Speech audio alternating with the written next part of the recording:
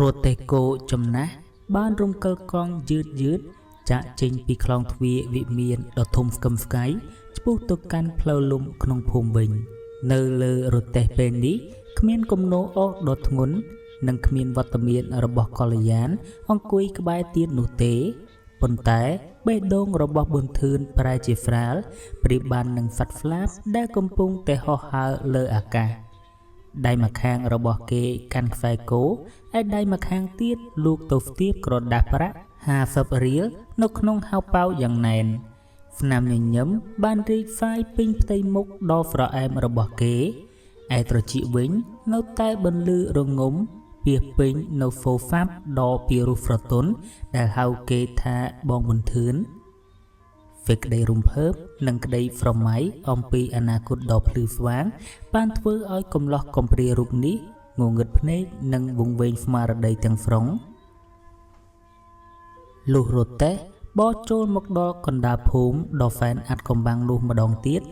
บุญทืนมันบานจับอารมณ์ต่อแต่ฟอตนนังปริยากะดอตระเจเฟรบนังตตเพียบจุ่มวิงคลูนเนภูมิได้ฟรีเปียกะเอาจ้าเนาแต่โชดมเรียบเนียตามมุกเตะขนมฟับเพียบงิมทมึงโดยเจียรูกจมละเป็นนี้ปุเก๋เล่นฟูน้อมเอาไว้เตียดเฮยปนแต่กรไฟพเนกดอกฟลิกฟลังระบบปุเก๋กรุบเนียกมปงใต้ฟมลังดมรองหมกการบุญทืนมันปริกฟมใบแต่มวยวิเนตีกรไฟพเนกคลาฮะโดยเจียกมปงอานัดคลาเตียนฮะโดยเจียกมปงแต่ไฟจมอหล่อเลยเอาไอ้บอรอได้กมปงแต่ดาวโจเพลโมรณะดอยมันดังคลูนปนตายบนทืนได้กมปงแต่งบงลนังสนายหากรอนแต่เงียเตยยมดาปุเก๋โดยการรอบอ่านรุ่ยบรรโตบอรเตตมุกอย่างรมเพยโดยกึศท้าปุเก๋กรอนแต่จีเนภูมิได้มันเฝ้าเจ็บประไฟแตะตวงคเนียปนนอเปเวเลียใจใต้รมเกลตุมมุกเปรอัดติดกระหอมตุ้มจับดามโตตุนเล็กบัดกำบังปีกรอยจูพนมเป็นฟอตุกตรมแต่ปนลือฟรอัพเนียเปโปรลมโรเตโกบ้านบอพอดปีภูมิให้เชียนเจิงโจบกดอดมบอลเปรกระวิงฟรับแต่เปนุเพียบกอกระดานั่งฟิกได้ฟอกได้กำปุงแต่กรบดันดอบขนงใบดงระบบบนทืนก็เตาบ้านบ่มใบโดยเพียบปรือปรุยมวยรมปิกขจลได้ทลอบใต้ตระเจฟรูลบานปลายตัวเจียขจลเบาครั้งล้อนลือโฟกูอ่อยคลาดกัดตามปลอดดำเชื้อดับตื้อเปรียบบ้านนั่งฟมลิงมนุษย์กำปุงแต่ตุนยุมยางอ่อนลงอ่อนลอยบุญทืนกรอเลยพเนยฟมลังเมื่อตัวดองเพลอนั่งปารยากาจุงบิงคลูนฟรับแต่เก็บบากปริทุมเนื้อจับดามโฮฟรอจโมนี่มันแมนจิเพลอได้อันบอรเตโจกาลปีหลังเงิมิงเตบุญทืนลุยอุเตียนขนมจัดเด็กเดรุนทนเพลอได้เกทลบบอโจโมกจิมวยกอลยานคือโปปิงต่อดอยปการีฟกูฟเกียนังเมียนคลันกระโอประหารปนท้ายเพลาได้เกกำปงติดลองกัดเป็นนี้ใบเจียเมียนฝบเพียบอูอัมงงเงิดฟลุ้มนังโตจงเอียดข้อปีธรรมดาฟองข้างเพลอโปปิงต่อดอยดำเชยทุมงอบกริมกรอเมจระบอบวีเลียดฟุนทึงกองกงเงยกงอเปรียบบานนังกระยำได้บีฟ้าได้กำปงแต่ลูกมกจองจับกายระบอบเกคลันกระโอบในกาไพรตรบ้านจุ่มนูโดยคลันฟอยรลุยในฟลักเชอร์ปุกพอยนังคลันชาบโดยจีเฉียมเพียจิงปีกุมไพรงงเงินใบอาโปโปรเพจับดามทะเลจอมกครบดนดอบดองเพลอถวยอ้อยกาฟมลังเมื่อตมุกกันแต่เปลือเตอเอาไว้เด็กกันแต่ถวยอ้อยเกปรือโรมนุกือเปรนี้เมียนสเพียบฟรดินคเนียคลังนะตนนังเปรย์นกนงฝบันอากระระบอบเกกาปิยุมิงฟงใบเตโกเตียงปีระบอบเกก็จับดามบังหันอาการะภัยคลายได้ปุวีดอกดังห้ามยบบัญจิงฟมเลงกคู่ตามจรมฮะใบโดยเจียกมปุงแต่เคยเอาใบมุ้ยได้กูอ้อยคลายอันจังหายวีปรังบอจมเฮียนได้อย่างลื่นโดยมันจำบัดบนทืนวีอ้อยดาวโตเลยฮะโดยจีปุวีกมปุงใต้ประยับรถกิจจิงปีเอาไว้มุ้ยได้กำปงแต่เดินตามปีเกราอันจังบนทืนไผ่โรโฮดดอลเฟลกมุกเฟลกมอดได้ถึงปีระบอกเก๋ดับกันไฟอย่างแน่นเก គេមិនហ៊ានងាកក្រោយឬសម្លឹងមើលទៅព្រៃហ្វង់ខាងឡើយគេខំមាត់សង្កត់ចិត្តទប់ភាពភ័យខ្លាចហើយបួងសួងដល់វត្ថុហ្វាហ្វិតក្នុងចិត្តកុំឲ្យមានរឿងអាក្រក់ណាមួយកើតឡើងគេលើកទំពុកវាយកោតិចដើម្បីបន្ថែមល្បឿនប្រញាប់ឡើងអាសំឡាញ់យប់តាមផ្លូវហើយយើងគេនិយាយនេះគ្រាន់តែបន្លប់ភាពភ័យខ្លាចប៉ុណ្ណោះទោះបីជាពេលវេលាក្នុងព្រៃដ៏គួរឲ្យខ្លាចនេះហាក់បីដូចជាដើរយឺតយ៉ាងណាក្តី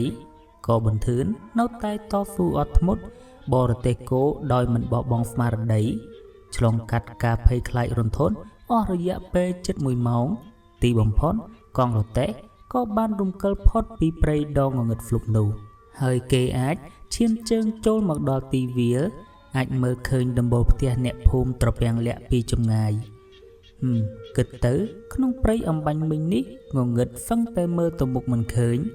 លុះចេញមកដល់វាលក៏ឃើញថាពន្លឺអាចនៅមើលឃើញគ្នាទេតាការភ័យខ្លាចទាំងប៉ុន្មានហាក់ត្រូវបានដកចេញពីទ្រូងគេដកដង្ហើមធំដោយក្តីធូរស្រាលលុះរទេះពោមកដល់មុខកូនខ្ទមដ៏កំសត់របស់ខ្លួនស្បែករាត្រីក៏បានចូលមកគ្របដណ្ដប់ភូមិទាំងមូលល្មមមេឃងងឹតភ្លុកប៉ុន្តែសម្រាប់បន្ទឿនដែលទៅតែឆ្លងកាត់ផ្លូវមរណៈនិងសេចក្តីស្នេហាដ៏ផ្អែមល្ហែមក្នុងថ្ងៃទី1គឺជំរកដ៏តូចចង្អៀតនេះគឺជាកន្លែងដែលមានសុវត្ថិភាពនិងកក់ក្ដៅបំផុតសម្រាប់គេនៅយប់នេះបន្ទាប់ពីដោះនឹមគោនិងរៀបចំស្មៅឲ្យគោហ្វីរួចរាល់ដោយយកចិត្តទុកដាក់ប៊ុនធឿនក៏បានបោះជំហានយ៉ាងស្វាហាប់ចូលទៅក្នុងកូនខ្ទមដ៏កំសត់របស់ខ្លួនភាពងងឹតនៃរាត្រីបានចូលមកសន្ធិដ្ឋពេញភូមិត្រពាំងលាក់ទៅហើយតែវាមិនអាចកំបាំងពន្លឺនៃក្តីរំភើបដែលកំពុងតែឆេះសន្ធោសន្ធៅនៅក្នុងបេះដូងរបស់គេបានឡើយគេបានទាញយកដីកេះមកដុតចង្គៀងប្រេងកាត់ចាស់ពន្លឺពណ៌លឿងទុំផ្លុងបានជះបំភ្លឺបរិវេណរោងថ្ងៃនេះមិនដូចសពមួយដងទេអាហារពេលល្ងាចរបស់គេមិនមែនជាបាយកកជាមួយនឹងត្រីប្រឡាក់ដ៏សែនស្ងួតក្រៀមនោះឡើយដោយសារតែប្រាក់50រៀលដែលកល្យានបានប្រគល់ឲ្យគេប៊ុនធឿនបានឆ្លៀតឈប់ទិញម្ហូបឆ្ងាញ់ៗពីផ្សារនៅតាមផ្លូវត្រឡប់មកវិញគឺមានសាច់ជ្រូកអាំងក្តៅដែលស្រក់ខ្លាញ់ឈ្ងុយឆ្ងាញ់និងសម្លម្ជូរសាច់គោដែលមានរសជាតិឆ្ងាញ់ពិសាដែលគេខកខានបានភ្លុករសជាតិនេះរាប់ខែមកហើយគេរៀបចំបាយទឹកដាក់លើគ្រែរួចអង្គុយពេនភ្នែនបរិភោគតែម្នាក់ឯងទោះបីជាបរិយាកាសជុំវិញខ្លួនស្ងាត់ជ្រងំមានត្រឹមតែសំឡេងសត្វចង្រិតយំកំដរក៏អាហារពេលល្ងាចមួយនេះមានរសជាតិឆ្ងាញ់ពិសាលើសពីអាហារណាទាំងអស់ដែលគេធ្លាប់បានបរិភោគរាល់ពេលដែលគេទំពាបាយនិងភ្លុករសជាតិម្ហូបគេតែងតែលួចញញឹមស្រមៃដល់វងភ័ក្រដ៏ស្រស់សោភាដោយទេពធីតានៅក្នុងគំនូរនិងសំឡេងហៅថាបងប៊ុនធឿនរបស់កល្យានជានិច្ចក្តីស្រឡាញ់និងភាពកក់ក្ដៅដែលទៅតែទទួលបាននេះបានក្លាយជាឱសថទិព្វបំបត្តិភាពភ័យខ្លាចពីការធ្វើដំណើរតាមផ្លូវកាត់ព្រៃស្ងាត់អំបញ្ញមិញអស់រលីងគ្មានសល់គេបរិភោគបាយរហូតដល់អស់ពីឆ្នាំងទទួលបានកម្លាំងកាយនិងថាមពលត្រឡប់មកវិញពេញរាងកាយលុះរៀបចំទុកដាក់ចានឆ្នាំងរួចរាល់ហើយជំនួសឲ្យការចូលដេកសម្រាកយកកម្លាំងដូចរាល់ដងប៊ុនធឿនបែរជាទៅទាញយកពូថៅរួចសំដៅទៅគំនរអុសឈើធំនៅមុខខ្ទមយប់នេះមេឃស្រឡះល្អក្រោមពន្លឺព្រះច័ន្ទដែលរះចាំងភ្លឺភ្លេងសំឡេងពូអុសបានបន្លឺឡើងផាំងកាត់ផ្ដាច់ភាពស្ងាត់ជ្រងំនាពេលរាត្រីគេលើកពូថៅពុះកំណាត់ឈើដោយកម្លាំងខ្លាំងក្លាហាក់ដូចជាគ្មានពាក្យថានឿយហត់សោះនៅក្នុងខួរក្បាលរបស់គេពេលនេះញើបានហូរស្រក់ជោកអាវនឹងដងខ្លួនតែបបោមាត់គេនៅតែញញឹមក្នុងចិត្តរបស់គេគិតតែម្យ៉ាងគត់គឺត្រូវតែពូអស់ទាំងនេះឲ្យហើយនៅយប់នេះដើម្បីថ្ងៃស្អែកព្រឹកឡើងគេអាចយកវាទៅហាលថ្ងៃឲ្យបានស្ងួតល្អគេចាំមិនភ្លេចទេនៅសម្ដីរបស់កល្យានពីការជួបគ្នាលើកដំបូងដែលនាងសរសើរថាអូពូស្ងួតល្អណាស់ងាយស្រួលដុតដូច្នេះហើយ គេមិនចង់ឲ្យនាងខកចិត្តឡើយគេត្រូវតែធ្វើអស់ឲ្យបានល្អបំផុតសម្រាប់កល្យានបន្ទាប់ពីខំប្រឹងពុះអស់បានមួយសន្ទុះធំប៊ុនធឿនក៏ទម្លាក់ពូថៅចុះរួចយកក្រមាចាស់មកជូតញើសលើថ្ងាសគេឈួរច្រត់ចង្កេះសម្លឹងមើលគំនោអស់ដែលទៅតែពុះរួចក្រឡេកមើលទៅរទេះគោរបស់ខ្លួននៅក្បែរនោះគេជ្រុញចិញ្ចើមបន្តិចរួចពោលម្នាក់ឯងតិចថាអស់មានតែប៉ុណ្ណេះបើទោះជាហាលស្ងួតល្អក៏មិនតាន់គ្រប់ពេញមួយរទេះដែរកល្យាននាងមកទិញរាល់អាទិត្យដើម្បីយកទៅប្រើប្រាស់ក្នុងវិមានដ៏ធំស្កឹមស្កៃរបស់នាងខ្ញុំមិនអាចយកអស់មិនពេញរទេះទៅលក់ឲ្យនាងបានទេវាមិនសមសោះមុខមាត់ជាកូនប្រុសមិននឹងអាចធ្វើការខ្ជិលខ្ជាបានគិតរួចកំឡោះរូបនេះបានងើបមុខសម្លឹងមើលទៅព្រៃដែលងងឹតហ្លុកនៅឯចុងភូមិរួចតាំងចិត្តយ៉ាងមុតមមថាព្រឹកស្អែកព្រលឹមហ្វ្រាំងគេនឹងចូលទៅក្នុងព្រៃដើម្បីស្វែងរកកាប់ឈើណាដែលសាច់តាន់ល្អយកមកពុះបន្ថែមឲ្យបានពេញរទេះតលតែបានក្តីស្រឡាញ់បានធ្វើឲ្យគេមានកម្លាំងចិត្តនិងភាពក្លាហានដ៏មហិមាលែងខ្វល់ពីរឿងនឿយហត់ឬការភ័យខ្លាចអ្វីទាំងអស់អ្វីដែលគេចង់បានបំផុតគឺស្នាមញញឹមនិងការហ្វហ្វាចេញពីបបោមាត់ដ៏ហ្វែនតាក់ទាញរបស់កល្យានលុះគិតដូចនេះគេបានរៀបចំខ្លួនប្រាណងូតទឹកសម្អាតកាយដើម្បីចូលសម្រាកត្បិតថាព្រឹកនេះក្រោកពីព្រលឹមបន្តិចព្រឹកព្រលឹមហ្វ្រាំងក៏បានចូលមកដល់ទឹកហ្វឹនហ្វើមនៅតែបន្តធ្លាក់រហ្វាត់គ្របដណ្ដប់ភូមិត្រពាំងលាក់នៅឡើយសំឡេងមន់រងាវឆ្លើយឆ្លងគ្នាបន្លឺឡើងដាស់ឲ្យប៊ុនធឿនផ្ទុះក្រោកពីដំណេកយ៉ាងប្រញាប់ប្រញាល់ថ្ងៃនេះគេមានអារម្មណ៍ស្រស់ស្រាយនិងមានថាមពលខុសពីធម្មតាទោះបីជាយប់មិញមានយល់សប្តិអាក្រក់យ៉ាងណាក្តីបន្ទាប់ពីលុបលាងមុខមាត់រួចរាល់កំឡោះរូបនេះបានដើរតម្រង់ទៅរកគំនោអស់ដែលខ្លួនបានខំប្រឹងពុះយ៉ាងហត់នឿយតាំងពីយប់គេ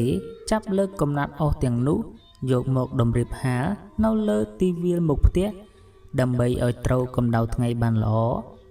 រាល់ពេលរៀបអស់នីមួយប៊ុនធឿនតែងតែលួចញញឹមបិទមាត់មិនចិត្តដោយស្រមៃនឹកដល់កល្យានដែលនាងមុខជានឹងហ្វហ្វាអំពីអស់ដ៏ស្ងួតល្អរបស់គេជាក់ជាមិនខានលុះរៀបចំហាលអស់រួចរាល់ព្រះអាទិត្យក៏ចាប់ផ្ដើមរះបញ្ចេញរស្មីក្តៅល្មមប៊ុនធឿនមិនបងអងយូរគេប្រញាប់ដើរទៅទឹមគោបំពាក់នឹមរួចទាញពូថៅនិងកំបិតផ្គាក់ព្រមទាំងដបទឹកដាក់ចូលទៅក្នុងរទេះដើម្បីត្រៀមខ្លួនបោចូលទៅព្រៃដើម្បីកាប់អស់បន្ថែមគេដឹងច្បាស់ថាអស់ដែលហាលនោះនៅមិនទាន់គ្រប់គ្រាន់សម្រាប់បំពេញសេចក្តីត្រូវការនៅក្នុងវិមានដ៏ធំរបស់កល្យានឡើយដូច្នេះគេត្រូវតែចូលព្រៃជ្រៅបន្តិចដើម្បីរកដើមឈើណាដែលសាច់តាន់ល្អយកមកផ្គប់ចិត្តនាងរទេះគោចំណាស់ចាប់ផ្ដើមរំកិលកងយឺតចាក់ចេញពីភូមិសំដៅចូលទៅកាន់ព្រៃដែលធ្លាប់តែស្ងាត់ជ្រងំខ្យល់ព្រឹកព្រលឹមបក់មកត្រជាក់ស្រួលធ្វើឲ្យការធ្វើដំណើរហាក់មិនសូវហត់នឿយប៉ុន្តែលុះរទេះគោបោចូលមកដល់មាត់ព្រៃបានបន្តិចស្រាប់តែខ្សែភ្នែករបស់ប៊ុនធឿនបានក្រឡេកទៅឃើញរូបរាងមនុស្សម្នាក់កំពុងតែដើរយឺតនៅតាមដងផ្លូវខាងមុខពេលរទេះបោចូលទៅជិតទើបដឹងថានោះគឺជាលោកតាចំណាស់ម្នាក់ដែលមានភិនភាកខុសប្លែកពីអ្នកភូមិធម្មតាគាត់មានរូបរាងស្គមស្គាំងតែសាច់ឈាមមើលទៅភ្លឺថ្លាសក់និងពុកចង្កាមានពណ៌សស្គូសទម្លាក់វែងដល់ទ្រូងចំណែកឯការស្លៀកពាក់វិញគាត់គឺស្លៀកសម្លៀកបំពាក់ពណ៌សចាស់មានស្ពាយថងយាមនិងកាន់ឈើច្រត់មួយនៅក្នុងដៃមើលមួយផ្លែតលោកតានេះប្រៀបបាននឹងអ្នកសញ្ចាំងឬតាបោះដែលកំពុងតែប្រតិបត្តិធម៌នៅតាមព្រៃភ្នំយ៉ាងដូចនោះដែរគ្រាន់តែរទេះគោបោមកដល់ទន្ទឹមនឹងគាត់លោកតាក៏បានឈប់រួចងាកមកញញឹមដាក់ប៊ុនធឿនដោយពោលសុំដោយសំឡេងស្អកតែច្បាស់មកថាចៅប្រុសអើយតាចាស់ហើយតាដើរទៅមុខលេងរួចហើយ ផ្លូវចូលព្រៃនេះក៏នៅឆ្ងាយណាស់តើចៅអាចអុយតាហ្វុងដោយហ្វារទេះគោនេះចូលទៅក្នុងព្រៃផងបានទេដោយហ្វាតែប៊ុនធឿនជាយុវជនដែលមានចិត្តមេត្តានិងតែងតែគោរពចាស់ទុំផងនោះគេក៏ប្រញាប់ទាញខ្សែគោបញ្ឈប់គោភ្លាមរួចលត់ចុះមកគ្រាលោកតាឡើងលើរទេះយ៉ាងរហ័សដោយពោលផងថាបាទលោកតាបានតាអញ្ជើញឡើងមកអង្គុយខាងមុខនេះជាមួយខ្ញុំមកខ្ញុំក៏ប្រុងតែនឹងចូលទៅព្រៃកាប់អុសនៅព្រៃខាងមុខនេះដែរលុះពេលលោកតាបានអង្គុយរៀបចំខ្លួនបានស្រួលបួលហើយប៊ុនធឿនក៏បានបញ្ជាគោឲ្យបន្តដំណើរទៅមុខទៀតរទេះរំកិលចូលទៅក្នុងព្រៃកាន់តែជ្រៅម្លប់ឈើក៏កាន់តែក្រាស់បាំងពន្លឺព្រះអាទិត្យស្ទើរតែជិតអស់តាមដងផ្លូវប៊ុនធឿនបានព្យាយាមសួរនាំលោកតាពីនេះពីនោះតែគាត់គ្រាន់តែញញឹមមិនសូវតបអ្វីច្រើនឡើយគាត់បែរជាយកកែវភ្នែកដ៏មុតថ្លានិងមានអំណាចរបស់គាត់សម្លឹងបុកមើលផ្ទៃមុខរបស់ប៊ុនធឿនតាំងតែពីក្បាលដល់ចុងជើងរួចសម្លឹងចំកែវភ្នែករបស់គេដោយមិនព្រេចបរិយាកាសនៅលើរទេះស្រាប់តែប្រែជាស្ងាត់ជ្រងំមួយរំពេចភ្លាមនោះលោកតាហ្វិនចាំងក៏បានដកដង្ហើមធំវែងរួចបដូរទឹកមុខពីការញញឹមទៅជាភាពមើងម៉ាត់បំផុតគាត់លូកដៃដែលពោពេញទៅដោយស្នាមជ្រាវជ្រួញមកចាប់ស្មារបស់ប៊ុនធឿនថ្នមរួចមានប្រសាសន៍ដោយសំឡេងធ្ងន់ហាក់ដូចជាកំពុងតែដាស់តឿនថាចៅប្រុសតាសង្កេតមើលហ្វាច់ឈាមនិងស្រមោលនៅលើវងភ័ក្ររបស់ចៅតាឃើញថារាហ្វេចៅហាក់ដូចជាចុះទាបណាស់មានស្រមោលអាប់អ៊ូកំពុងតែតាមយាយីគ្របដណ្ដប់លើវាសនារបស់ចៅគ្រាន់តែឮពាក្យនេះប៊ុនធឿនព្រឺសម្បុរខ្ញាដៃដែលកាន់ខ្សែគោក៏នៅស្ងៀមមួយរំពេចគេងាកមកសម្លឹងមើលលោកតាដោយក្តីងឿយឆ្ងល់និងភ័យបារម្ភតែមិនទាន់ហើបមាត់ហ្វូផងលោកតាក៏ពោលបន្តទាំងខ្សែភ្នែកនៅសម្លឹងចំកែវភ្នែកគេនៅឡើយស្ដាប់សំដីតាចុះណាចៅថ្ងៃនេះកុំបរទេះចូលទៅក្នុងព្រៃជ្រៅពេកឲ្យសោះហើយក៏កុំធ្វើដំណើរទៅកន្លែងណាដែលឆ្ងាយដាច់ពីគេឯងហើយរឿងមួយទៀតដែលសំខាន់បំផុតបើសិនជាចៅបានប្រទះជួបនឹងអ្នកប្លែកមុខមិនថាគេមានរូបរាងស្រស់ស្អាតឬនិយាយស្ដីផ្អែមល្ហែមយ៉ាងណានោះទេចៅកុំឆាប់ជឿជាក់ឬលង់ជឿគេពេកឲ្យសោះលោកតាសង្កត់សំឡេងនៅប្រយោគចុងក្រោយយ៉ាងធ្ងន់ត្រូវចាំថារាហ្វេចៅពេលនេះទៀបណាស់ចៅមិនអាចជោគឈ្នះលើមន្តវិជ្ជាការឬអំណាចរបស់គេបានឡើយបើចៅបណ្ដោយខ្លួនតាមគេជីវិតចៅនឹងត្រូវជួបគ្រោះធំមិនខានពាក្យសម្ដីប្រៀបដូចជាទំនាយដ៏មុតស្រួចរបស់លោកតាហ្វិនចាំងបានចាក់ទម្លុះចូលទៅក្នុងខួរក្បាលរបស់ប៊ុនធឿនគេលេបទឹកមាត់ក្អឹកនឹកភ្នក់ទៅដល់កល្យាននារីអាត់កំបាំងដែលគេកំពុងតែលង់ស្នេហ៍ភ្លាមតើនាងជាអ្នកប្លែកមុខដែលលោកតាកំពុងតែប្រមាននេះមែនទេតើសបនអាក្រក់កាលពីយប់មិញនិងទំនាយរបស់លោកតានៅព្រឹកនេះកំពុងតែព្យាយាមដាស់តឿនគេពីគ្រោះថ្នាក់អ្វីមួយមែនទេប៊ុនធឿនអង្គុយគាំងស្ងៀមបេះដូងលោតញាប់ខុសចង្វាក់គេចង់ហើបមាត់ហ្វូលោកតាឲ្យបានច្បាស់អំពីរឿងកល្យានប៉ុន្តែសេចក្តីស្នេហានិងភាពងងឹតងងុលដែលកំពុងតែគ្របដណ្ដប់បេះដូងរបស់គេបានធ្វើឲ្យគេហាក់ស្ទាក់ស្ទើរមិនហ៊ានទទួលស្គាល់ការពិតតែលោកតាកំពុងតែប្រមាននេះឡើយរទេះគោចំណាស់នៅតែបន្តរំកិលកង់កាត់តាមគន្លងផ្លូវតូចចង្អៀតចូលកាន់តែជ្រៅទៅក្នុងព្រៃដែលពោពេញទៅដោយភាពអាត់កំបាំងម្លប់នៃដើមឈើធំកាន់តែក្រាស់ខ្មឹកបាំងពន្លឺព្រះអាទិត្យស្ទើរតែជិតបង្កើតជាបរិយាកាសត្រជាក់ស្រេបនិងស្ងាត់ជ្រងំជាទីបំផុតលុះរទេះបានបរមកដល់ចំណុចផ្លូវបំបែកមួយក្បែរជ្រលងភ្នំដែលមើលទៅដាច់ស្រយាលនិងសឹងតែមិនមានដានជើងមនុស្សឆ្លងកាត់លោកតាហ្វិនចាំងក៏បានប្រញាប់ឲ្យប៊ុនធឿនបញ្ឈប់រទេះលោកតាបានចុះពីរទេះយឺតរួចងាកមកសម្លឹងមើលផ្ទៃមុខរបស់ប៊ុនធឿនជាលើកចុងក្រោយកែវភ្នែកដ៏មុតថ្លានិងបង្កប់ដោយអំណាចរបស់គាត់ នៅតែបន្តបង្ហាញក្តីបារម្ភយ៉ាងជ្រាលជ្រៅគាត់បានលើកដៃដែលមានស្នាមជ្រឿជ្រួញចង្អុលមកកាន់បន្ទឿនរួចពោលបណ្ដាំជាចុងក្រោយដោយសំឡេងហ្វហ្វតែលន់កងរំពងក្នុងត្រចៀកថា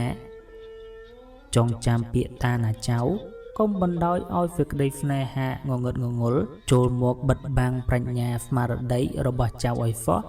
អ្វីដែលល្អមើលនឹងភ្នែកមិនប្រកាសថាល្អសម្រាប់ជីវិតយើងឡើយថែរក្សាខ្លួនឯងឲ្យល្អផងណាចៅប្រុសនិយាយចប់លោកតាក៏បង្វែរខ្លួនដើរតម្រង់ចូលទៅក្នុងព្រៃក្រាស់ហើយគ្រាន់តែមួយប្រព្រឹត្តភ្នែកហ្វរូបរាងរបស់គាត់ក៏បាត់ស្រមោលទៅមួយរំពេចហាក់ដូចជារលាយចូលទៅក្នុងស្បែកអាប់យ៉ាងដូច្នោះដែរប៊ុនធឿនអង្គុយស្ងៀមមួយសន្ទុះនៅលើរទេះគូក្បាលរំពេចគិតពីពាក្យពេចន៍ដាស់តឿនទាំងនោះប៉ុន្តែដោយសារតែអំណាចនៃសេចក្តីស្នេហាដែលកំពុងតែពុះកញ្ជ្រោលនៅក្នុងបេះដូងរូបសម្រស់និងស្នាមញញឹមរបស់កល្យានបានចូលមកលុបលាងការប្រមានទាំងនេះអស់រលែងពីស្មារតីរបស់គេក្រវីក្បាលដាស់ស្មារតីរួចបន្តបរទេះទៅមុខបន្តិចទៀតទើបរកបានទីតាំងមួយដែលសម្បូរទៅដោយដើមឈើដែលមានសាច់តាន់ល្អប៊ុនធឿនចងគោទុកនៅគល់ឈើធំមួយរួចទាញពូថៅនិងកំបិតផ្ទះចុះទៅកាប់អស់នោះភ្លាមសំលេងកាប់ឈើបានលន់កងរំពងកាត់ផ្ដាច់ភាពស្ងាត់ជ្រងំនៃព្រៃដ៏ធំល្វឹងល្វើយនេះគេបញ្ចេញកម្លាំងពលកម្មយ៉ាងខ្លាំងក្លាញើហូរជោគពេញផែនខ្នងនិងផ្ទៃមុខតែគេមិនបានត្អូញត្អែអំពីភាពហត់នឿយសំបីតែមួយម៉ាត់គេដើររើសយកតែកំណាត់ឈើណាដែលល្អបំផុតដើម្បីធានាថាកល្យានយកទៅដុតមិនមានផ្សែងហុយរំខានដល់នាងរាល់ការកាប់ពុះអស់ម្ដងគឺពោពេញទៅដោយសេចក្តីស្រឡាញ់និងការយកចិត្តទុកដាក់បំផុតពេលវេលាចេះតែរំកិលទៅមុខយ៉ាងលឿនរហូតដល់ព្រះអាទិត្យចាប់ផ្ដើមតូតទន់នៅទិសខាងលិចជិតបាត់ស្រមោលពន្លឺពណ៌មាសស្រអាប់ជះចូលតាមចន្លោះស្លឹកឈើជាសញ្ញាប្រាប់ថាព្រៃនេះជិតត្រូវបានគ្របដណ្ដប់ដោយភាពងងឹតហើយប៊ុនធឿនប្រញាប់ប្រមូលកំណាត់អស់ដែលកាប់បានលើកដាក់តម្រៀបលើរទេះយ៉ាងពេញព្រៀបរួចបរទេះធ្វើដំណើរត្រឡប់មកផ្ទះវិញទោះបីជាពេលជិតប្រលប់ព្រៃនេះចាប់ផ្ដើមមានសំឡេងហ្វាត់យំរងំគួរឲ្យខ្លាចយ៉ាងណាក្តីក៏ប៊ុនធឿនលែងសូវមានអារម្មណ៍ភ័យរន្ធត់ដោយការពីម្សិលមិញទៀតហើយព្រោះនៅក្នុងបេះដូងរបស់គេពេលនេះមានតែភាពផ្អែមល្ហែមនិងការរំពឹងទុកថានឹងបានយកអស់ដ៏ល្អទាំងនេះទៅជូនកល្យានលុះបរទេះមកដល់មុខខ្ទមកំសត់របស់ខ្លួននៅឯចុងភូមិមេឃក៏ងងឹតស្លុបល្មមក្រោយពីដោះនឹមគោនិងឲ្យចំណីពួកវារួចរាល់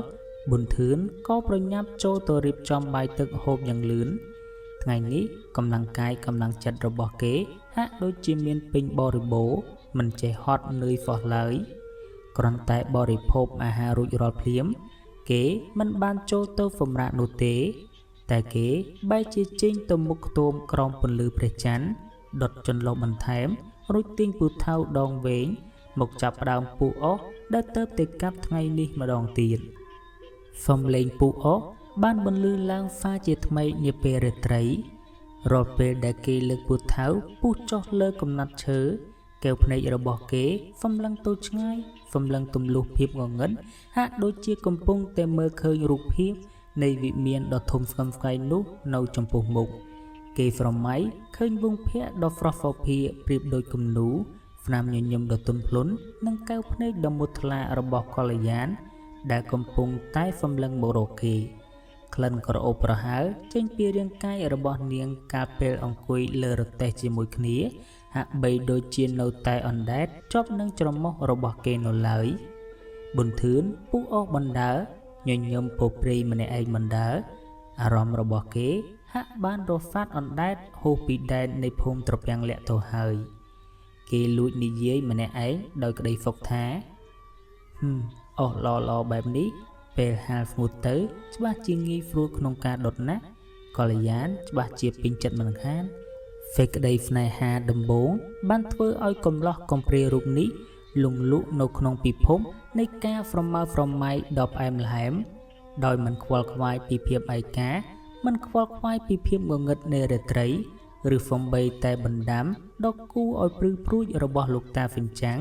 កាលពីព្រឹកមិញនោះសោះឡើយខណៈដែលគេកំពុងតែលើកពូថៅដងវែងបំរុងតែនឹងពុះកំណាត់ឈើមួយទៀតស្រាប់តែសំលេងហ្វឹមរឹបជើងដើរឈរនៅក្បែរមុខរបងផ្ទះព្រមជាមួយនឹងសំលេងដ៏ស្រទន់បែបក្រមិចក្រមើមបានបន្លឺឡើងកាត់ផ្ដាច់ភាពស្ងាត់ជ្រងំយីប៉ុន្មានថ្ងៃនេះឃើញបងប៊ុនធឿនដូចជាខំប្រឹងដល់ហើយទេតាយប់ប្រលប់ម្លេះហើយមិនព្រមចូលដេកចូលពូនទេនៅខំប្រឹងពូអស់ហូរញើក៏ក្លាក់ទៀតយ៉ាងម៉េចមើលទៅដូចជាឆាប់សន្សំប្រាក់គ្រប់ចូលស្ដីដណ្ដឹងប្រពន្ធហើយមែនទេបងធឿនប៊ុនធឿនទំលាក់ពូថៅចុះរួចងាកទៅមើលនៅក្រោមពន្លឺព្រះច័ន្ទគេឃើញច័ន្ទនេះកូនក្រមុំអ្នកភូមិដែលធ្លាប់តែនិយាយលេងហ្វាច់ជាមួយគេកំពុងតែឈរនៅមុខផ្ទះហ្វូមកកាន់គេមើលទៅនាងប្រហែលជាទៅតែត្រឡប់មកពីផ្ទះគុន្ធាដែលនៅមិនឆ្ងាយប៉ុន្មានពីផ្ទះគេនោះឡើយកំឡោះយើងយកក្រមាជូតញើសលើថ្ងាសរួចហ្វាយក៏ក្អឹកដើរចូលទៅចិត្តរបងដើម្បីនិយាយលេងជាមួយនាងអូចាន់នីមកពីផ្ទះគុន្ធាមែនទេនឹងយីយប់ហើយនៅដើរលេងទៀតតិចទៅវិញមីងហ្វ្រៃវាយហើមក្នុងទៅនរណាគេយកអ្នកក្ររហាមដូចបងនោះគុំថាឡើយប្រាក់ដណ្ដឹងប្រពន្ធហ្វំបីតែប្រាក់ទិញអង្គច្រកឆ្នាំងរាល់ថ្ងៃស្ទើរតែមិនចង់គ្រប់ផងគ្រាន់តែប៉ុន្មានថ្ងៃនេះបងមានមួយដុំគេចាំមកយកអស់បងទាំងអស់ទើបបងខំប្រឹងពូអស់ឲ្យបានច្រើនបន្តិចទុកហាលឲ្យឆាប់ស្ងួតយកទៅប្រគល់ឲ្យគេនោះណាឮពាក្យថាមួយដុំច័ន្ទនេះជ្រុញចិញ្ចើមដោយក្តីងឿឆ្ងល់ព្រោះនាងដឹងថាប៊ុនធឿនតែងតែលក់អស់មិនសូវដាច់នៅឯផ្សារព្រៃលើនាងហ្វូដោយទឹកមុខចង់ដឹងចង់ឮថាមួយដុំពីណាទៅបងធឿនអ្នកស្រុកយើងនេះសំបោអោដុតហ្វឹងអីមាននរណាគេមកអោបងឯងនោះដោយសារតែក្តីរំភើបនិងការលងស្នេហ៍ដែលកំពុងតែពុះកញ្ជ្រោលក្នុងបេះដូងប៊ុនធឿនមិនអាចលាក់បាំងសេចក្តីសុខនេះបានឡើយគេក៏សម្រេចចិត្តរៀបរាប់រឿងរ៉ាវដ៏អស្ចារ្យដែលខ្លួនកំពុងតែជួបប្រាប់ទៅច័ន្ទនីយ៉ាងលម្អិតច័ន្ទនីមិនដឹងទេនាងមិនមែនជាអ្នកភូមិយើងទេនាងជានារីដ៏ស្រស់ស្អាតម្នាក់ស្អាតខ្លាំងណាស់ស្អាតដូចទេពធីតាក្នុងគំនូរអញ្ចឹងនាងឈ្មោះថាកល្យានថ្ងៃមុនបងលក់អស់មិនដាច់បរទេសត្រឡប់មកវិញតាមផ្លូវកាត់ព្រៃស្ងាត់នោះស្រាប់តែជួបនាងឈរចាំទិញអោបបងនៅតាមផ្លូវហើយកាលពីម្សិលមិញនេះនាងបានមកអស់របស់បងមួយរទេះថែមទាំងឲ្យបងដឹកយកទៅដាក់ផ្ទះរបស់នាងទៀតផងប៊ុនធឿនរៀបរាប់ដោយទឹកមុខញញឹមបិទមាត់មិនចិត្តច័ន្ទនេះស្ដាប់បណ្ដើភ្នែករបស់នាងចាប់ផ្ដើមបើកធំបណ្ដើប៊ុនធឿននៅតែបន្តអួតហ្វហ្វើមិនឈប់ហើយច័ន្ទនេះឯងដឹងទេផ្ទះរបស់នាងមិនមែនជាផ្ទះស្លឹកធម្មតាតែជាវិមានដ៏ធំស្កឹមស្កៃដូចជារាជវាំងសម័យបុរាណអញ្ចឹងមានអ្នកបម្រើឆ្វេងស្ដាំមានខ្លងទ្វារធំកណ្ដាលព្រៃជ្រៅនោះនាងចិត្តល្អណាស់ឲ្យប្រាក់បងលើសពីតម្លៃអស់ទៅទៀតហើយថែមទាំងប្រាប់បងឲ្យដឹកអស់ទៅលក់ឲ្យនាងរៀងរាល់អាទិត្យទៀតផងគ្រាន់តែឮដល់ពាក្យថាវិមានធំស្កឹមស្កៃកណ្ដាលព្រៃច័ន្ទនេះចាប់ផ្ដើមព្រឺសម្បល់ខ្ញាស់មុខរបស់នាងប្រែហ្វ្លេកខ្លាំងនាងថយក្រោយមួយជំហានរួចសម្លឹងមើលមុខប៊ុនធឿនដោយខ្សែភ្នែកភ័យរន្ធត់បងធឿនបងឯងនិយាយរឿងអីហ្នឹងច័ន្ទនេះពោលដោយសំឡេងញ័រភ័យព្រៃខាងក្រោយភូមិយើងនោះអ្នកណាក៏ដឹងដែរថាមានតែព្រៃស្មោងជ្រលងភ្នំនិងសត្វសាហាវមានមនុស្សឯណាទៅរស់នៅកណ្ដាលព្រៃនោះហើយរឹតតែមិនមានវិមានធំស្កឹមស្កៃអីនោះទេប៊ុនធឿនឮច័ន្ទនេះនិយាយបែបនេះក៏ប្រញាប់ប្រកែកថាយីបងបានឃើញនឹងភ្នែកបងបានចនឥតការោក្នុងវិមាននោះផ្ទាល់នឹងជើងមិននឹងថាមិនមានច័ន្ទនេះក្រវីក្បាលញាប់ស្មេទឹកមុខនាងពេលនេះគឺភ័យខ្លាចជំនួសកំលោះនេះជាពុនពេកនាងខិតមកក្បែររបងបន្តិចរួចហ្វឹបប្រាប់ថាយីស្ដាប់ទៅដូចមិនស្រួលសោះបងធឿនអើយមនុស្សស្រីស្អាតនៅកណ្ដាលព្រៃស្ងាត់ហើយមានវិមានធំបុរាណទៀតណែត តិចបងឯងកំពុងតែជួបខ្មោចឬត្រូវព្រៃប៊ីហ្វាចបញ្ឆោតភ្នែកបងឯងប្រយ័ត្នប្រយែងផងណាកុំចេះតែលង់ជឿគេពេករបស់ក្នុងព្រៃកាចសាហាវណាស់ពាក្យសម្ដីរបស់ចាន់នីប្រៀបបាននឹងទឹកត្រជាក់មួយធុងជះកាត់មុខប៊ុនធឿនគាំងបន្តិចហើយចាន់នីបន្តទៀតថាខ្ញុំប្រញាប់ទៅផ្ទះសិនហើយបងធឿនព្រលប់យប់ងងឹតហើយបងឯងគិតឲ្យច្បាស់ខ្លួនឯងទៅនិយាយចប់ចាន់នីក៏ប្រញាប់ប្រញាល់បោះជំហានយ៉ាងលឿនត្រឡប់ទៅផ្ទះវិញហាក់ដូចជាកំពុងតែរត់គេចចេញពីទីខ្មោចលងទុកឲ្យប៊ុនធឿនឈោភាំងម្នាក់ឯងនៅមុខរបងក្រោយពីចាន់នីចាក់ចេញបាត់ទៅបរិយាកាសមុខផ្ទះក៏ប្រែស្ងាត់ជ្រងំកម្លាំងកាយកម្លាំងចិត្តដែលពុះកញ្ជ្រោលចង់ពូអស់អមាញ់មិញក៏បានបាត់រលាយអស់ហ្វឺនឈឹងប៊ុនធឿនលែងមានអារម្មណ៍ធ្វើការបន្តទៀតហើយគេដើរទាញពូថៅយកទៅទុកក្បែរជញ្ជាំងរួចដើរលុបលាងខ្លួនមុននឹងចូលទៅក្នុងខ្ទមដងងងឹតហ្វ្លុបគេបដូរខ្លួនដេកសន្ធឹងលើកន្ទើររហែកយកដៃគង់ថ្ងាសនៅក្នុងភាពងងឹតនៃរាត្រីគូក្បាលរបស់គេកំពុងតែវាយលុកដោយសំណួររាប់រយតិចលោបងឯងកំពុងតែជួបខ្មោចសម្ដីរបស់ចាន់នីបានបន្លឺរំពងក្នុងត្រចៀកលាយឡំនឹងពាក្យបណ្ដាំរបស់លោកតាហ្វិនចាំងពីព្រឹកមិញដែរថាកុំជឿជាក់អ្នកប្លែកមុខពេករេហ្វេចៅមិនឈ្នះគេទេព្រមទាំងរូបភាពដ៏គួរឲ្យរន្ធត់នៅក្នុងហ្វបិនដែលកល្យាននាំគេទៅទីទួលភ្នោហេតុផលទាំងអស់នេះកំពុងតែផ្គុំគ្នាជាសាច់រឿងតែមួយដែលចង់អល់បង្ហាញថាកល្យានប្រហែលមិនមែនជាមនុស្សលោកទេប៉ុន្តែនៅពេលដែលបេះដូងគេនឹកឃើញដល់ស្នាមញញឹមដ៏ទន់ភ្លន់និងកែវភ្នែកដ៏មុតថ្លានិងភាពកក់ក្ដៅដែលនាងបានផ្ដល់ឲ្យព្រមទាំងប្រាក់50រៀលដែលនៅក្នុងហោប៉ៅយ៉ាងពិតប្រាកដនេះប៊ុនធឿនបែរជាព្យាយាមបដិសេធរាល់ការសង្ស័យទាំងនោះគេប្រែខ្លួនចុះប្រែខ្លួនឡើងនៅលើកន្ទេលសម្រាប់មិនលូកហ្វោះគេនៅតែប្រៀបធៀបរវាងការពិតគួរឲ្យខ្លាចនិងសេចក្តីស្នេហាដ៏ងងឹតងងល់ដែលកំពុងតែចាក់ឫសយ៉ាងជ្រៅនៅក្នុងបេះដូងរបស់គេទៅហើយចង់ដឹងថាតើប៊ុនធឿននឹងជួបអ្វីបន្តទៀតក្នុងខ្សែជីវិតដ៏ទន់ខ្សោយរបស់គេសូមរងចាំស្ដាប់ភាគបន្ត